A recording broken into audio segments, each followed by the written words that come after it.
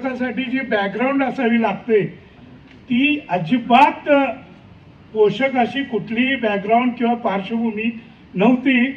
कारण मी गावात शिकत होतो. आमच्या मारुतीच्या मंदिरामध्ये शाळा भरायची.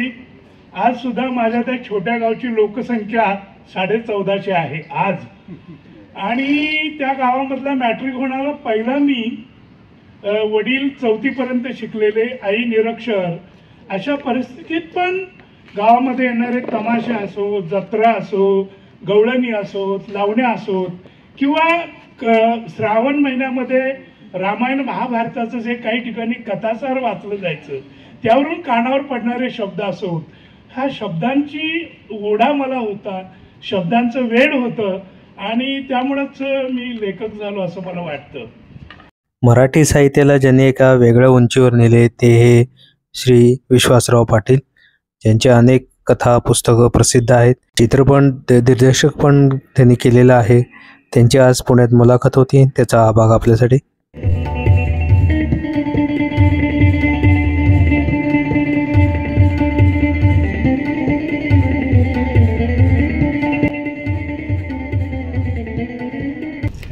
आज लेखक वाचक संवादाच्या निमित्तानं 2 अत्यंत महत्त्वाच्या लेखकांचं इथे आगमन झालेलं आहे. आणि योगायोगाची गोष्ट म्हणजे सावित्रीबाई फुले पुणे विद्यापीठाचे प्रकुलगुरू आज इथे हजर आहेत. त्यांना सांगायला मला आवडेल की सावित्रीबाई फुले पुणे विद्यापीठाची स्थापना इथेच भांडारकरमध्ये निजाम गेस्ट हाऊसमध्ये सगळ्यात पहिल्यांदा इथं सुरू झाली आणि इथून मग विद्यापीठ पुढे स्थलांतरित झालं. या निमित्तानं पुन्हा एकदा प्रकुलगुरूंची पावलं विद्यापीठाच्या जुन्या स्मृतींकडे वळली आणि आजचे दोन्ही लेखक हे एकाच वेळी वर्तमानातून भूतकाळाकडे नेतात आणि प्रकुलगुरू वर्तमानामध्ये जगायला लावतात. असा सगळा व्यासपीठावरती हा सगळा मनोहरी संगम आहे. अगोदर दोन्ही लेखकांची ओळख करून देतो, मग त्यांचा सत्कार होईल आणि मग आपला जो मुख्य कार्यक्रम होईल सुरू होईल. सर्वप्रथम विश्वास पाटील सरांची ओळख करून देतो. खरं म्हणजे या दोघांचीही ओळख करून द्यायचं काहीही कारण नाही, सिर्फ नाम ही काफी आहे असं त्यांच्याबद्दल म्हटलं तरी चालेल. मी जेव्हा 17 वर्षांचा होतो तेव्हा पाटील सरांची पानिपत प्रसिद्ध झाली आणि आजही वयाच्या 53व्या वर्षी पानिपतचं गारुड जे माझ्यावरच नाही मराठी मनावरती आहे ते पाटील सरांचं सगळं श्रेय आहे. पानिपत कादंबरीनं मराठी कादंबरी विश्वाला महानायक दिला ते हे आजचे लेखक म्हणजे विश्वास पाटील सर आहेत. पूर्वी मराठीला सवय होती रडत खडत 1 आवृत्ती 2 आवृत्ती. पानिपत 44वी आवृत्ती आता इथे प्रसिद्ध झालेली आहे. पांगिरा 17, सगळ्यात शेवटी टाळ्या वाजवा नाही तर सारख्याच टाळ्या वाजवा लागते. पांगिरा 17 आवृत्त्या, झाडा झडती 25 आवृत्त्या, चंद्रमुखी 10, संभाजी 20, महानायक 25, not gone with the wind 4 आणि सगळ्यात महत्वाचं 1947 ते 1997 या अर्धशतकामध्ये पहिल्या 10 श्रेष्ठ मराठी ग्रंथांमध्ये पानिपतला स्थान मिळालेलं आहे. मला असं वाटतं की याच्यापेक्षा एखादा मोठा भाग्य एखाद्या लेखकाच्या नशिबामध्ये काय असू शकतो. आणि नेहमीप्रमाणे महाराष्ट्रातल्या 3 मोठ्या माणसांमध्ये एक साम्य, अनुताई वाघ, माननीय विश्वास पाटील आणि तिसरा मी. कारण आम्हा तिघांची आवडती कादंबरी म्हणजे वीर धवल आहे, तर त्यांच्या मागच्या मुलाखतीमध्ये त्यांनी सांगितलं होतं. आणि सगळ्यात महत्वाचं म्हणजे IAS असताना स्वतःची सगळी आवड जपणं हे सोपं काम नाही. पुणे पुस्तक महोत्सव, निळकंठ प्रकाशन, महाराष्ट्र टाइम्स यांच्या संयुक्त विद्यमाने हा आजचा लेखक वाचक संवाद आयोजित करण्यात आलेला आहे. हा कार्यक्रम वर्षभर होणार आहे आणि पावसाळ्यामध्ये आपण सभागृहामध्ये हा कार्यक्रम घेणार आहोत. नाहीतर पुणेकरांना शंका यायची की मग पावसाळ्यात तुम्ही काय करणार आहात. पाटील सरांचा सत्कार होत आहे.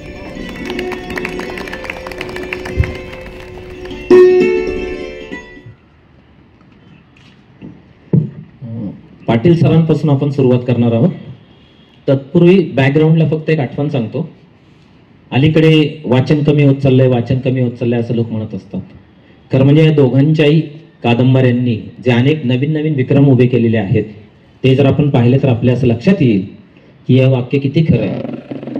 न्यायमूर्ती रानडे आणि त्यांच्या पत्नी रमाबाई रानडे बंगालमध्ये गेलेले असताना एका संध्याकाळी रमाबाईंना खूप कंटाळा आला. तर त्यांनी न्यायमूर्तींना म्हटलं की मी इथं खूप कंटाळले. रानडेंनी दिलेलं उत्तर खूप महत्वाचं आहे. न्यायमूर्ती म्हणाले, वाचनासारखे साधन ज्याच्यापाशी आहे त्यानं कुरकुर करू नये. वाचना इतके आनंद व समाधान देणारे दुसरे काही नाही. एका जातीच्या पुस्तकाचा कंटाळा आला तर दुसरे घ्यावे. म्हणून दोन वक्ते इथे आहेत, तर कुठल्याही दोन वेगवेगळ्या जातींच्या पुस्तकांवरती आपण आज सगळे इथे ऐकणार आहोत. म्हणून आज आवर्जून इथे दोन्ही वक्ते घेतलेले आहेत. मला पाटील सरांना असा पहिला प्रश्न विचारायचा आहे की हा प्रश्न सगळ्याच मुलाखतींमध्ये विचारला जातो. तर लेखक म्हणून तुमची जडणघडण कशी झाली असं जरा तुम्ही आम्हाला सांगितलं तर बरं होईल. प्रथमच या आगळ्या वेगळ्या उपक्रमाबद्दल मी पुणेकरांचं, महाराष्ट्र टाइम्सचं आणि या संस्थेचं खूप ऋणी आहे.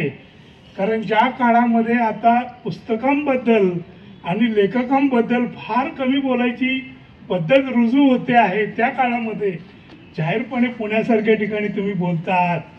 आणि नुकतंच पलीकडे NPTचं एक मोठं काय म्हणे त्याला प्रदर्शन घडून गेलं. हे न भूतो न भविष्यती झालं. मगाशी पण चर्चा झाली की ते प्रदर्शन एवढं यशस्वी का झालं.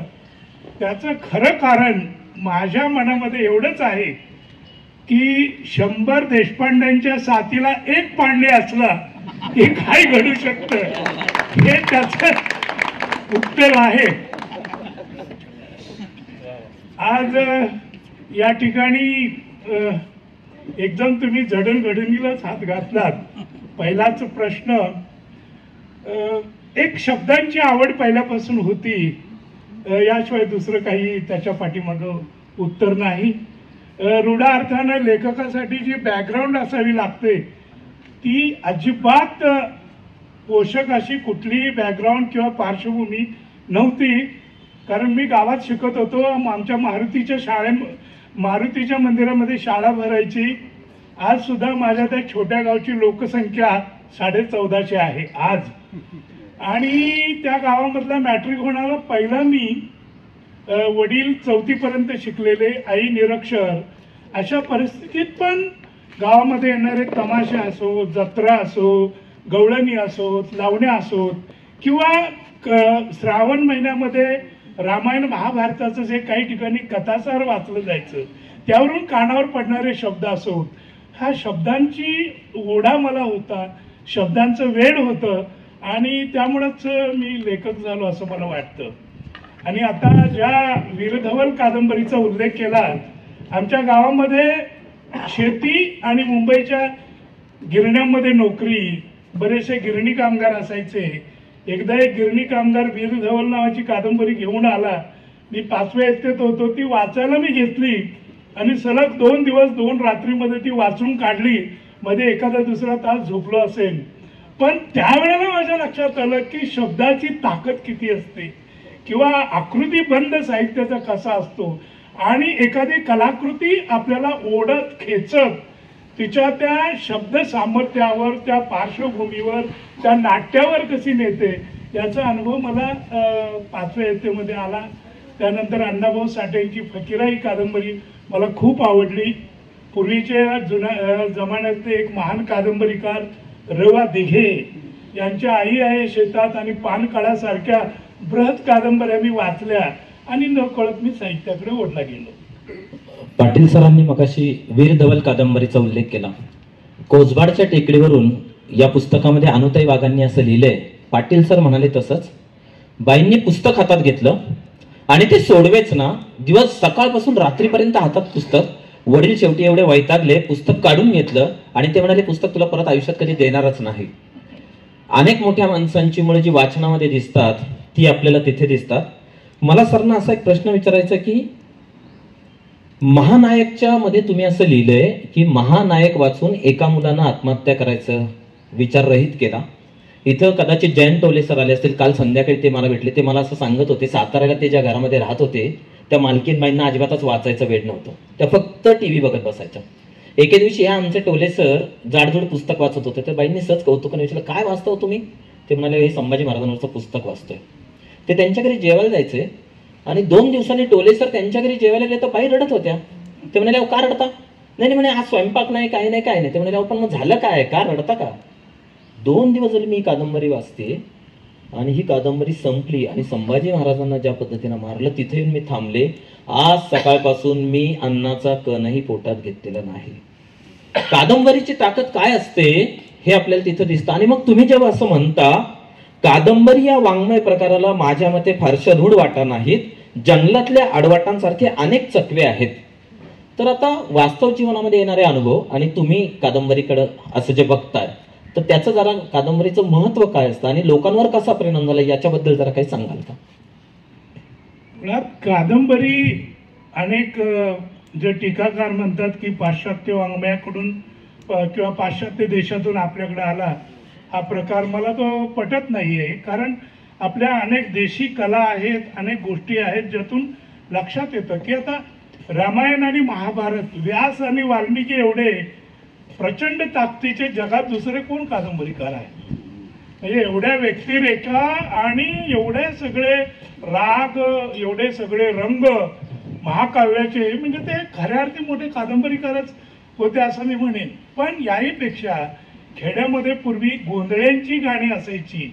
गोंधळी रात्री ती मशाल पेटवून गाणी गायला सुरुवात करायचा किंवा धनगरांची गाणी असायची.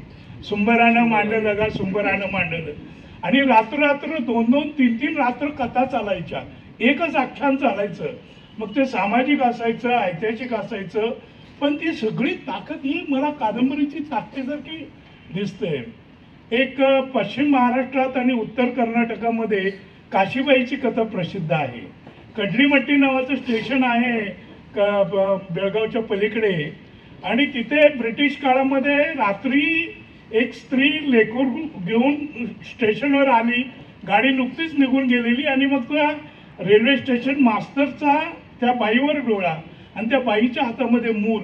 मग मूल वाचवायचं की शील वाचवायचं या प्रयत्नामध्ये तिने अख्खी रात्र घालवलेली होती. आणि ती सत्यकथा आहे. याच्यावर कर्नाटकामध्ये अनेक कादंबऱ्या लिहिल्या गेल्या, अनेक नाटकं झाली, आणि एका जोगतिनीनं काशीबाईची लावणी मला ऐकवलेली होती.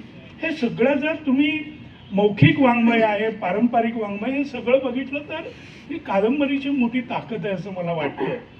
आणि पानिपतच्या बाबतीत म्हणाल तर म्हणजे पानिपत या विषयाकडे मी एवढ्या तरुण वयामध्ये कसा ओढला गेलो याचंही एक कारण आहे. मुळात काही ठिकाणी मी गमतीनं म्हटलेलं आहे की पानिपत शब्द गुरुजींनी विचारलं तर तुमच्या जीवनात कसा आला.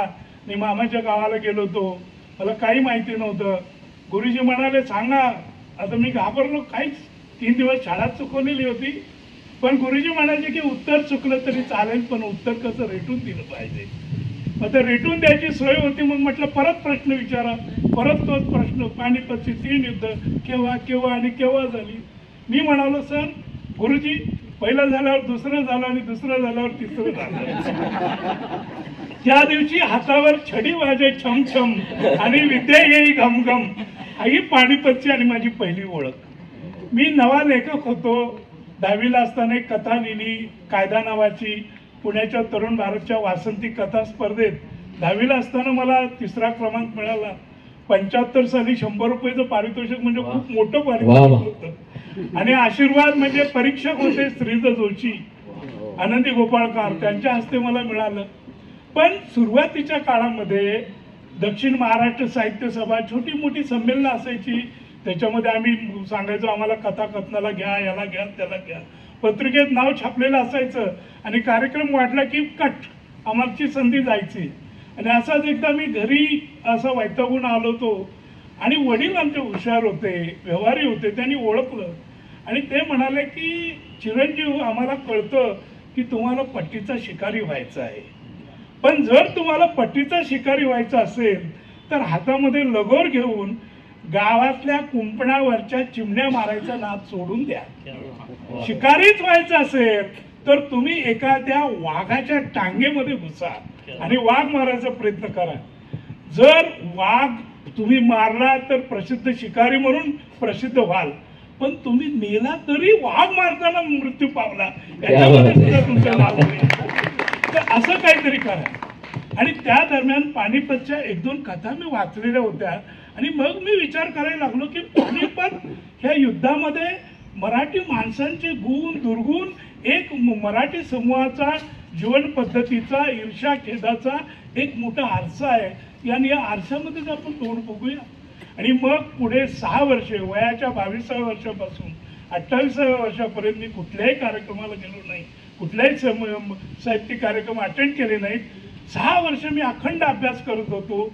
त्यामध्ये कित्येक महिने यमुना काठी जाऊन पानिपतला राहिलो, बागपतला राहिलो. आणि त्या 6 वर्षानंतरचं फळ म्हणजे पानिपत. तर कादंबरीची ताकद ही खरंच प्रचंड असते. मी आपल्याला सांगेन एक महत्त्वाची आठवण. मुंबईला चित्रनगरीमध्ये मॅनेजिंग डायरेक्टर म्हणून काम करण्याचा योग आला. अनेकांचा सहवास मिळाला. लता मंगेशकर चांगल्या ओळखीच्या होत्या. त्यांनी मला 2-3दा एक किस्सा सांगितलेला होता की विश्वास, जगभरातली माणसं, मग हिंदी असो, मराठी असो, भारतीय माणसं आपलं दुःख विसरण्यासाठी, गममध्ये आणि आनंदामध्ये, आनंद साजरा करण्यासाठी, दुःख विसरण्यासाठी माझ्या आवाजाचा आधार घेतात. पण मी कुणाचा आधार घेते? त्या म्हणाल्या, मी महान लेखकांच्या कलाकृतीचा आधार घेते. आणि लताबाईंचं खूप प्रचंड वाचन होतं. आणि त्यातल्या त्यात शरदचंद्रांची श्रीकांत नावाची ती कादंबरी त्यांची खूप आवडती होते. आणि त्यांनी मला सांगितलं की माझ्या जीवनामध्ये किमान 4 वर्षातून तरी एकदा तरी मी श्रीकांत वाचते. तर मला असं वाटतं की साहित्याचा जो आनंद आहे आणि त्यातल्या त्यात कादंबरी सारख्या एका दीर्घ पल्ल्याच्या परिघाचा आवाका घेणारा हा जो वाङ्मय प्रकार आहे तो खऱ्या अर्थी नेटका आहे, नेटाचा आहे. आणि अगदी हाना आपट्यांपासून आतापर्यंत अनेकांनी तो सुशोभित केलेला आहे. वा, या निमित्तानं तुमच्या सगळ्या बालपणातल्या आठवणी ऐकता आल्या. खरं म्हणजे या आठवणी जाग्या झाल्या. मला नेहमी असं वाटतं आत्महत्या करायची असेल तर एव्हरेस्टवर न करावी. हे पर्वताची टेकडी वगैरेचा काही उपयोग नाही. आणि दुसरी महत्वाची गोष्ट म्हणजे पानिपत काय फक्त पेशव्यांच्याच आयुष्यात होतं असं नाही. आपल्या आयुष्यामध्ये कितीतरी आठवणींचे मोती गळतच असतात. आज तुम्ही जी पट्टीचा माराची जी कथा सांगितली, आमच्या कॉलेजचे विद्यार्थी इथं बसलेत. आता ते मी तेव्हा इतिहास त्यांना वर्गामध्ये शिकवत असतो तेव्हा ते त्याच्यातून काहीतरी धडा घेतील. सरांना प्रश्न आहे, मी पानिपत रणांगण नाटकाचा पहिला प्रयोग पुण्यातला पाहिला आणि आजही तो मी विसरूच शकत नाही. त्याचं कारण असं आहे, त्या नाटकाची जी सुरुवात आहे तीच अफलातून आहे. तुम्हाला ती सुरुवात कशी सुचली? आजपर्यंत मराठी नाटकामध्ये क्वचितच असं बघायला मिळालं नाही. पानिपतवरचं हे पानिपतचे रणांगण हे नाटक जे आहे ते केवळ मोहन वाघांमुळे झालं असं म्हटलं तर वावगं ठरणार नाही. कारण मी कन्सिव्हच करू शकत नव्हतो की पानिपत एवढा प्रचंड ताकदीचा विषय 2-2.5 तासामध्ये कसा मांडणार. पण मोहन काका पाठीमागं लागले. त्यांनी 92 साली लताबाईंच्या हस्ते पानिपत या शब्दाचं पूजा केली होती. पण 98 सालापर्यंत माझं लिहूनच झालं नव्हतं. पण नंतर काहीतरी ही गोष्ट सुरू कशी होते, कशी करावी, आजच्या काळाशी ती कशी अनुबंधित करावी या दृष्टीने मी विचार करत होतो. आणि मग आज सुद्धा म्हणजे तुम्ही जर पानिपत परिसरामध्ये गेलात, मी 86ला गेलो होतो तेव्हा सुद्धा अनेक घोड्यांचे हाडं वगैरे, पाठीचं हाड विशेषतः मिळायचं, खूर मिळायचे, लहान तोफा मिळायच्या. आज सुद्धा तिथे गाव आहे, तिथे भाऊसाहेब जिवंत होते 2-3 वर्ष असं म्हटलं जातं. त्या ठिकाणी एक मोठा मठ आहे. तो मठ जवळजवळ 3 मजली मठ आहे. आणि भाऊसाहेबांची दरवर्षी तिथं मोठी यात्रा बित्रा भरते. 5-6 वर्ष ती तिथं जिवंत होते म्हणतात. सांगण्याचा मतलब असा की भाऊपूर नावाचं एक गाव सुद्धा आहे पानिपत तालुक्यामध्ये, जिथं भाऊसाहेब अनेक दिवस राहिलेले होते. म्हणजे त्या काळामध्ये लोकसंख्या कमी असताना, ज्या वेळेला पुण्याची लोकसंख्या फार तर 15-16 हजाराच्या आसपास असेल नसेल, त्या काळामध्ये 1.5 लाख मराठा पानिपतावर गेला होता. म्हणजे त्याचा, त्या महायुद्धाचा परिणाम तिथल्या गतिस्थितीवर किती झाला होता. आणि मग त्याच्यामधले काही आत्मे आता जागृत झालेत आणि त्यांना परत एकदा महाराष्ट्रामध्ये यायचं आहे आणि पाहायचं आहे. माझी पानिपत कादंबरी गाजल्यानंतर रोड मराठा आधी कोणाला माहितीही नव्हतं. म्हणजे मी 86ला गेलो त्यावेळेला ती भाऊसाहेबांची जी थडगा आहेत बांधलेले पानिपतामध्ये, ते शोधायला मला 2 दिवस लागलं. ऊसाच्या शेतामध्ये होतं, कोणी नाव सुद्धा घेत नव्हतं. आता तिथे दर 14 जानेवारीला जवळजवळ 1.5 लाख लोक रोड मराठा गोळा होतात पानिपतच्या हुतात्म्यांना मानवंदना देण्यासाठी. मी कादंबरी 88ला लिहिली आणि आपल्या सुदैवानं नरसिंहरावांचं मराठी उत्तम होतं, त्यांनी ती वाचली. ते ज्ञानपीठचे अध्यक्ष होते आणि त्यांनी 92ला भारतीय ज्ञानपीठाकडून हिंदीमध्ये आणली आणि त्यामुळं ती पसरली. तर तो सगळा जो परिसर आहे त्या परिसराच्या हाका कोणीतरी हाका मारते आणि पुन्हा आपण पाहायला येतो. हे मी सांगता सांगता एक गोष्ट महत्वाची मला सांगायची आहे की त्या रोड मराठा जातीतल्या ज्या तरुण मुली होत्या, ज्या कॉलेजात होत्या 11वी 12वी पासून वगैरे, त्यांनी ती कादंबरी वाचली, पुन्हा महाराष्ट्राचा इतिहास वाचून घेतला आणि मग त्यांना जाणवलं की आपली भूमी ही महाराष्ट्र भूमी आहे. आणि त्या लग्नाळू स्वप्नाळू वयातल्या मुली स्वतः 2 बसेस काढून महाराष्ट्रात आल्या होत्या आणि पंढरपूर कसं आहे, देहू कुठे आहे, आळंदी कुठे आहे हे बघायला डोळ्यात पाणी आणून त्या लेकी महाराष्ट्रभर जवळजवळ महिनाभर फिरत होत्या. तर असेच जर मराठा वीर आले तर त्यांच्या कल्पनेतून कोणीतरी ते गार्दी डप आणि वाद्य त्यांची संबळ वगैरे वाजवत आहेत, तंतुवाद्य वाजवत आहेत आणि कहाणी सांगतायत. मला वाटतं की आता त्या नाटकाला 25वं वर्ष झालं तर एखादा मराठीतला महान अभिनेता हे नाटक पुन्हा चालू वर्षी आणू शकेल असंही मला का कोणाच चोख वाटतं आजच्या पिढीसाठी. याला जोडून फक्त एकच पूरक प्रश्न विचारतो. त्या नाटकामध्ये भाऊसाहेबांच्या तोंडी एक वाक्य आहे आणि ह्या प्रश्नाला आजचा संदर्भ नाही बरं का, भाऊसाहेबांचं वाक्य म्हणून विचारतो. मराठ्यांना महाराष्ट्राबाहेर कधीही मित्र मिळवता आले नाहीत, असं वाक्य तुम्ही भाऊसाहेबांच्या तोंडी घातलेलं आहे.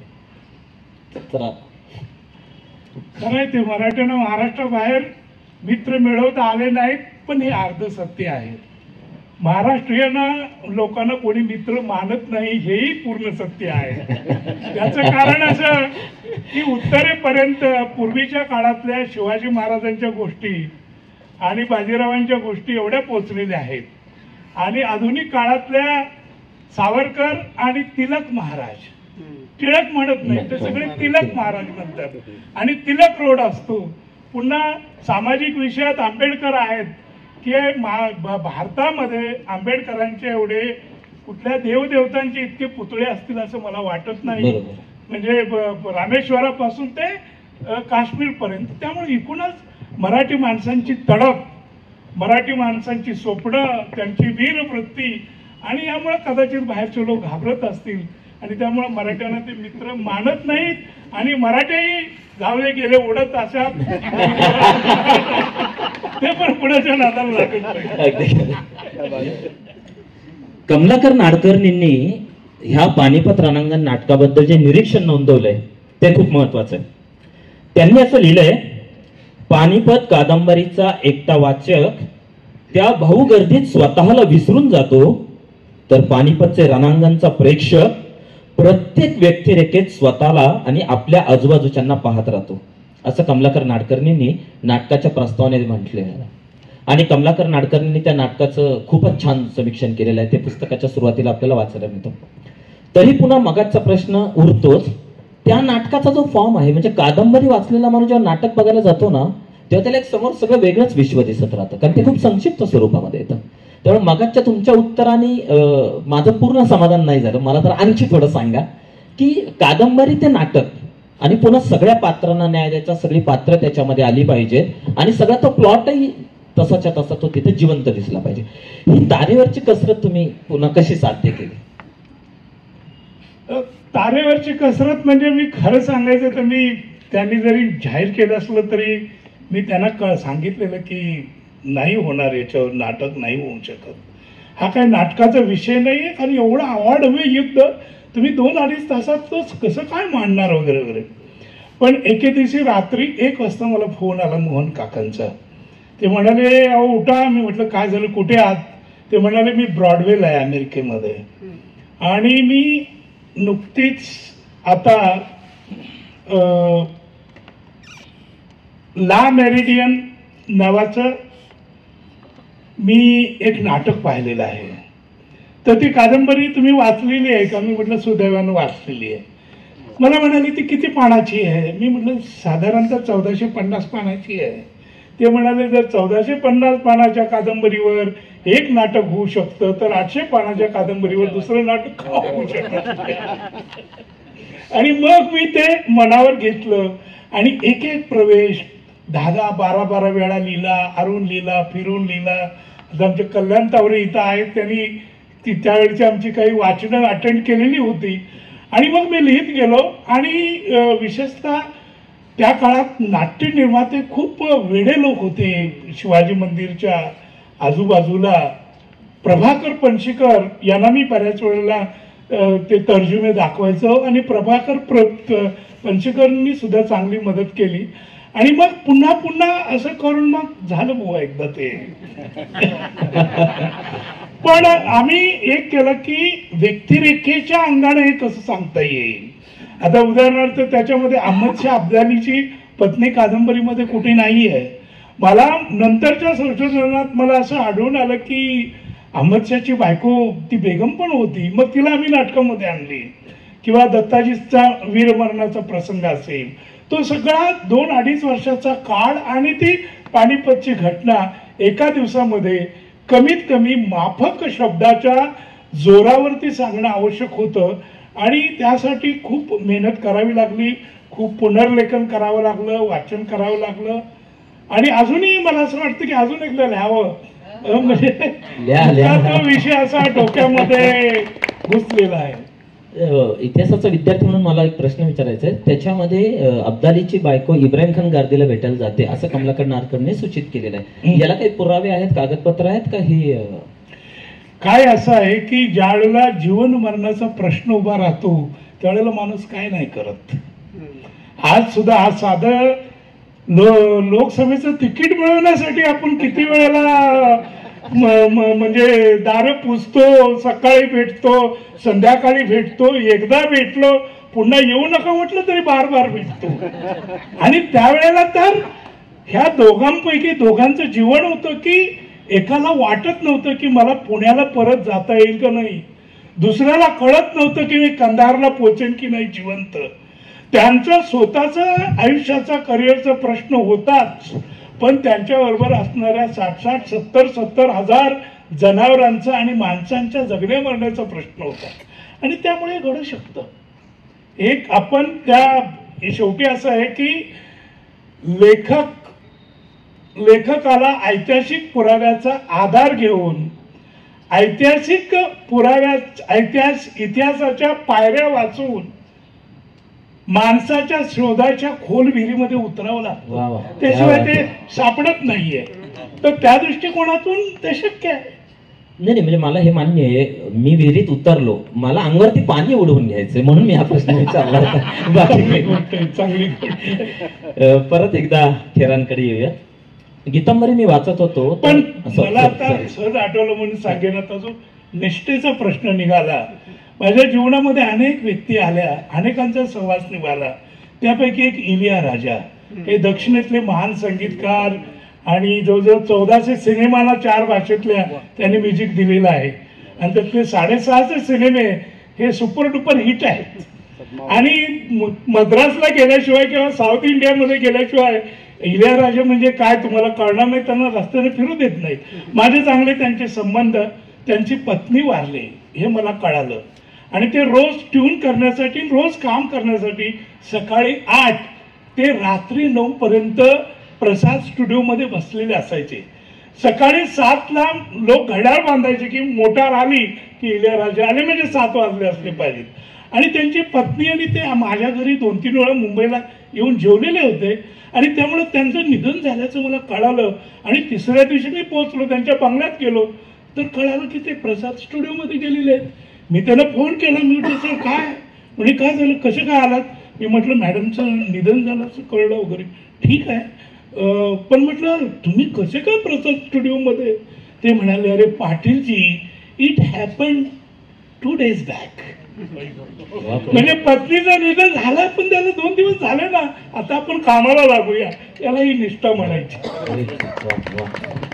म्हणजे यांच्या वडिलांची जी कहाणी त्याच्यावरून मला आठवलं. हे बालगंधर्वांचं नाटक चालू असताना ही गेली, मुलगी गेली, तेव्हा ते नाटक ते पुढे चालूच ठेवलं त्यांनी. काय या निष्ठा असू शकतात. त्यांनी उत्तर दिलं, गावची होळी पेटली की घरच्या गोवऱ्या जाणारच. तर निष्ठेचं जे तुम्ही जे सांगितलं, ज्या कल्याण तावरेंचा आता उल्लेख झाला, मला भूतकाळ जागा झाला एका मिनिटांसाठी. कल्याण तावरेंनी पहिल्यांदा माझी आणि विश्वास पाटील सरांची भेट ज्या दिवशी पहिल्यांदा करून दिली बारामतीला, काटेवाडीला, हे मी भूतकाळातल्या बारामतीतल्या काटेवाडी बद्दल बोलत आहे. तर आजही मला तो दिवस आठवतो. आणि ती जी सगळी आज काटेवाडीच्या आठवणाला रांगावर काट येतो. आता मला तावरे नेत नाहीयेत काटेवाडीला, सध्या 15 मे पर्यंत प्रवेश नाही. तर चांगल्या नेत्रांनी बघा तावरे साहेबांना मनपूर्वक धन्यवाद. आता इथे जयंत टोले सर आलेत. मगाशी मी जे तुम्हाला उल्लेख केला होता की ज्या जयंत टोले सरांनी मगाचा जो किस्सा सांगितला, 1 मिनिट सर उभे राहा ना. हे नेम लिस्ट टिळक रोडचे पर्यवेक्षक आहेत. मगाशी तुमचे वाचनाचे जे चाहते आहेत ते मगाचं मी, तुम्ही अगदी उशीर आलात थोडेसे, तुमचा किस्सा मी त्यांना सांगितला. कोणाला प्रश्न? मला पाटील सरांना प्रश्न विचारायचा आहे की आपण अण्णाभाऊंच्या वरती एक चांगलं पुस्तक लिहिलं आणि ते खूप गाजत आहे. त्या संदर्भात काही वेगळेपणा त्या पुस्तकांचं आपल्याला सांगता येईल? अण्णाभाऊंचं मी आता एकच घटना सांगेन की काल परवाच मला कवी शैलेंद्र, जो महान सोशलिस्ट विचाराचा, आधुनिक विचाराचा श्रेष्ठ भारतातलं कवी मानलं जातं, शैलेंद्र, हे सगळ्यांनी आता मान्यच केलेलं आहे. तर त्यांच्या आयुष्यातला पहिला कविता संग्रह, म्हणजे ज्याच्यामध्ये जलता है पंजाब वगैरे त्यांच्या कविता, सिनेमाची गाणी सोडून, 1955 साली त्यांनी जो कविता संग्रह प्रसिद्ध केलेला आहे, त्या कविता संग्रह त्यांनी आपल्या आयुष्यातला पहिला अण्णाभाऊ साठेंना समर्पित केलेला आहे. म्हणजे याच्यावरून त्या माणसाची उंची आपल्याला लक्षात येईल. आणि म्हणावा असा त्यांचा अभ्यास झालेला नव्हता, त्यांच्याबद्दलचा झालेला नाही. मराठी लेखकांनी दुर्दैवाने त्यांच्याकडे दुर्लक्ष केलं. निव्वळ रंजनात्मक कथा कादंबऱ्या लिहिणारा मनुष्य. पण त्यांच्या जर कथा सागर तुम्ही बघितला, त्यांनी जवळजवळ 165 ते 66 कथा लिहिलेल्या आहेत. आणि त्यातल्या 65 कथा ह्या स्त्री जीवनाचा वेध घेणाऱ्या आहेत. आणि या स्त्रिया पालातल्या स्त्रियांपासून रानातल्या मजूर स्त्रीपर्यंत आणि महालमाड्यातल्या उच्च वर्गातल्या स्त्रियांपर्यंत, मला असं वाटतं की स्त्रियांचा वेध घेणारा असा लेखक अरविंद गोखल्यांनंतर मला कोणी दिसत नाही, जे स्त्री विश्वाला एवढा हात घालणारा. आणि ज्याला आपण महानगरीय साहित्य म्हणतो, जे स्वातंत्र्यानंतर झालं, तर मी त्याच्यामध्ये ते सगळं त्रिराशिक मांडलेलं आहे.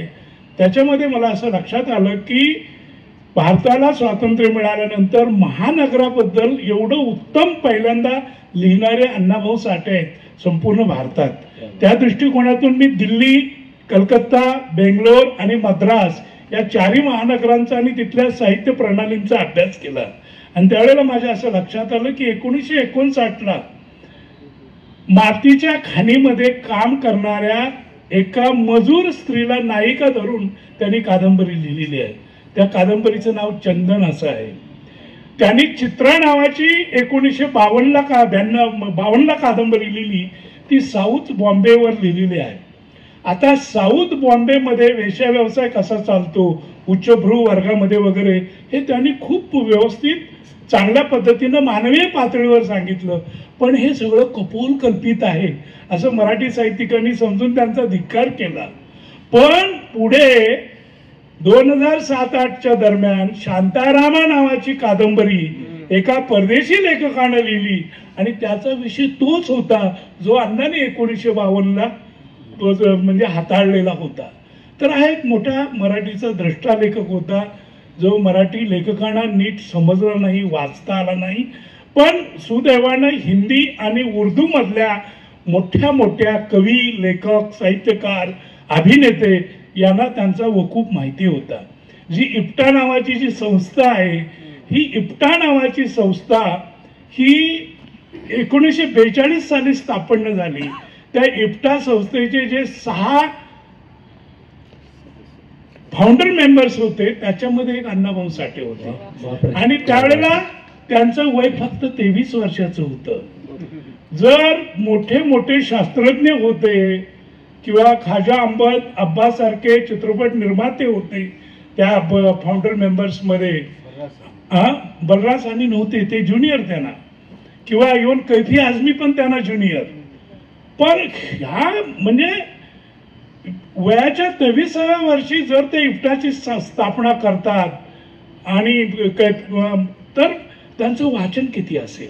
एक निरक्षर साहित्यिक म्हणून आपण दुर्लक्ष केलं आणि एक मानवतावादी साहित्यिक होता ज्यांचं वाङ्मय 55-60च्या दरम्यान जर्मनीमध्ये आणि रशियामध्ये सुद्धा प्रकाशित झालेलं आहे. तर आणि विशेषतः प्रेमचंद आणि शरदचंद्र हे संपूर्ण वाङ्मय वाचल्यानंतर माझ्या असं लक्षात आलं की भारतीय पातळीवर स्त्री जीवनाचा वेध घेणारा असा दुसरा साहित्यिक नाही आहे. कफन नावाची कथा 1936ला प्रेमचंदनी लिहिली आपल्या मृत्यूच्या वर्षी. ही कफन ही जगातली गाजलेली कथा मानली जाते आणि कफनचा विषय काय आहे की सासरा दारुडा आणि नवरा हे ती पत्नी वारल्यानंतर तिच्या कफनासाठी पैसे गोळा करायचे आहेत म्हणून गावातून पैसे गोळा करतात आणि दारूवर उडवतात. ही कथा कफन नावाची कथा. अण्णाभाऊंची जी स्मशानातलं सोनं आहे ते मुडद्याबरोबर सोनं वाहिलं जातं याचं कुठेतरी माहिती असल्यामुळं जाळलेले मुडदे, त्यांची राख शोधतो मनुष्य तो भीमा, आणि पुरलेले मुडदे सुद्धा. आणि पुरलेले मुडदे ओढून नेण्यासाठी कोल्हे येतात आणि त्या मुडद्यासाठी कोल्ह्यांबरोबर 10-12 कोल्हे आणि एका माणसाचा लढा मुडद्यासाठी. म्हणजे मला असं वाटतं की मी परवा लखनौच्या एका भाषणामध्ये सांगितलं की ही जी कथा आहे, कपण कथा, ही विहिरीच्या काठावर थांबलेली आहे आणि अण्णाभाऊंची कथा ही अगदी विहिरीच्या पाण्यापर्यंत जाऊन पोहोचलेली आहे. तर त्या दृष्टिकोनातून त्यांचा अभ्यास झाला नव्हता. ते एक मातंग समाजाचे आहेत. मातंग समाजाचे असल्यामुळं त्या मातंग समाजाच्या अभिमानाचा, इतिहासाची ते पताका ठरलेले आहेत. हा सामाजिक राजकीय गोष्ट बाजूला ठेवू, पण एक मानवतावादी साहित्यिक म्हणून त्यांचं मोठेपण मानणं गरजेचं होतं. आणि दिलीप माजगावकर सारखा राजहंस प्रकाशनचा सारखं प्रकाशन मला म्हणालं, मी सहज फोनवर बोलत होतो अण्णाभाऊंच्या काहीतरी आठवणी, आणि दिलीपराव म्हणाले, अरे एवढं तुम्ही बोलताय, ह्या विषयावर तुम्ही लिहा. मला काय पुस्तक वगैरे लिहायचं नव्हतं, पण राजहंस प्रकाशन अण्णाभाऊ मध्ये इंटरेस्टेड आहेत म्हटल्यावर मी माझे बाकीचे प्रकल्प बाजूला ठेवले आणि अण्णाभाऊंच्यावरती पुस्तक लिहिलं. योगायोगाची गोष्ट म्हणजे सावित्रीबाई फुले पुणे विद्यापीठाच्या अण्णाभाऊ साठे अध्यासनाचे प्रमुख भंडगे इथं समोर बसलेले आहेत आणि तुम्ही काम करताच आहात, तर हा सगळा वस्तू मला उपयोगी पडेल. इतिहासाचा विद्यार्थी म्हणून मी जेव्हा महानायकाचं मनोगत तुमचं वाचत होतो, नेहरूंचं एक वाक्य मला खूप आवडलं. आपल्या तिघातील म्हणजे सुभाषचंद्र बोस, नेहरू आणि गांधीजी, आपल्या तिघातील अंतर्गत संबंधांना शेक्सपियरच्या अटळ शोकांतिकेसारखा आकार आता येऊ लागला आहे. हे एक वाक्य इतकं जबरदस्त आहे, ते वाक्य मूळ पत्रव्यवहारातलं आहे. हे माझी कल्पना नाहीये, नेहरूंचंच ते वाक्य आहे, ते पत्रातून मी घेतलेलं आहे. आणि आणखी तिथे सुद्धा मानवी भावभावनांचा खेळ, नेहरू, सुभाष आणि गांधी ह्या तिघांमधले वेगवेगळ्या पद्धतीने मी पाहत होतो आणि खऱ्या अर्थी ते एक चॅलेंज होतं. मद्रास काँग्रेसच्या वेळेला सुभाष आणि जवाहर एकत्र आले. दोघांच्या वयामध्ये 6 वर्षाचं अंतर. जवाहर 6 वर्षानं मोठे, सुभाष त्यांना बडे भाई म्हणायचे. आणि त्यावेळेला काँग्रेसमध्ये घोषणा होती, आझादी के 2 लाल, सुभाष और जवाहरलाल. पण गांधीजींचे महामानव किंवा महापुरुष हे सगळे वर्च्यूज ध्यानात घेऊन सुद्धा एक प्रकारे एक हुकुमशाही किंवा आपला लोकांनी ऐकलं पाहिजे आणि संस्था आणि संघटना आणि चळवळ मी म्हणतो तशी चालली पाहिजे, हे कुठंतरी गांधीजींच्या मनामध्ये होतं. आणि हे मी बोलत नाही. A bunch of old letters नावाचं जे नेहरूंनीच पब्लिश केलेलं पुस्तक आहे, त्या काळातला पत्रव्यवहार आहे, त्याच्यामध्ये तुम्हाला कळेल. आणि त्यामध्ये मोतीलाल नेहरू वरीड आहेत, काळजीत आहेत की सुभाषच्या नादाला नको तितका जव्हार लागतो आहे. आणि ह्या त्या पत्रांमध्ये त्यांनी लिहिलेलं आहे. आणि मग हे सगळं मांडायचं म्हणजे कसं मांडायचं मला काही कळत नव्हतं. की शेवटी ऐतिहासिक लेखकाला छोट्या छोट्या गोष्टीतून मानवी मनाचं तळमूल शोधावं लागतं. नाहीतर तळाच्या अटी आणि तळाच्या शर्ती आम्ही कादंबरीत लिहित घेत असलो तर ते कुणी वाचणार नाही. ते आम्ही लिहायचं प्राध्यापक. तर मी काहीतरी डिव्हाइस शोधत होतो की गांधीजींना सुभाष वेगळा पाहिजे होता आणि नेहरू वेगळे पाहिजे होते आणि नेहरू जवळ पाहिजे होता. सुभाष तसे बदणारे नव्हते, सहज मान्य करणारे गोष्ट नव्हते, तोंडावर बोलणारे होते आणि एक धाडसी होते. आणि हे दोघं जर एका बाजूला राहिले तर काँग्रेस संघटना आपल्या हातामध्ये राहणार नाही. तर ही फोडायला एक न कळत त्यांच्या मनामध्ये विचार येत होता. पण हे मांडू कसं. मी गांधीजींचा अभ्यास करत असताना मला एक वाक्य कुठेतरी आढळलं की पोरबंदरला गांधीजी लहान असताना करमचंद गांधी त्यांना सर्कस बघायला न्यायचे आणि सर्कस बघायचा गांधीजींना खूप आवड होती. आणि मग त्याच्यामध्ये मी ती कथा रचली की असं एक ते पोरबंदरला सर्कस आलेली होती आणि सर्कस इथला एक रिंग मास्टर होता. त्या चापका बरोबर सगळे प्राणी थैथै नाचायचे वगैरे वगैरे. आणि दुर्दैवाने एके दिवशी त्या मालकाने शिवाचे 2 छावे आणले सर्कसीत. पण हे शिवाचे 2 छावे बंडखोर होते, ते एकत्र आले की सर्कस हादरून टाकायचे. आणि रिंग मास्टर चाबूक घेऊन पुढे आला की ते त्याच्यावर हात मारायचे, ओरडायचे. आणि रिंग मास्टरच्या लक्षात आलं की सर्कस माझ्या हातातून जायला लागलेली आहे. आणि हे दोघं एकत्र आले की छोटे छोटे प्राणी सुद्धा माझी गंमत उडवतायत, काय करायचं. आणि तो चिंतेत असताना एका अरण्यातून जंगलातून सर्कशीच्या मोटारी चाललेल्या होत्या. मध्ये मोटारी थांबल्या, तो रिंग मास्टर खाली उतरला आणि 2 सिंह ज्या पेठाऱ्यामध्ये किंवा ज्या गाडीमध्ये होते, मोटार गाडीमध्ये, मागचा दरवाजा उघडला आणि कौतुकाने एक सिंह खाली उतरला. लगेच त्यांनी खेटी लावली आणि दुसऱ्या सिंहाला घेऊन पुढे गेले. आणि दुसरा सिंह नसल्यामुळे सर्कसीतला दंगा कमी झाला आणि टोटली सर्कस त्या रिंग मास्टरच्या हातामध्ये आला. खरं म्हणजे गोविंद तळवळकरांनी सत्तांतर भाग 1 भाग 2 लिहिलेत ना. आता पुढचा हा त्रिकोण का चौथा कोण लिहिला पाहिजे. आणि खरं म्हणजे हा पीएचडीचाच विषय. विश्वास पाटील यांच्या कादंबऱ्यांमधील ऐतिहासिक सत्य आणि कल्पित यांच्या सीमारेषेवर रेंगाळणारा इतिहास. खरं म्हणजे आमचे विद्यार्थी बसलेच नाही तर ते घेते.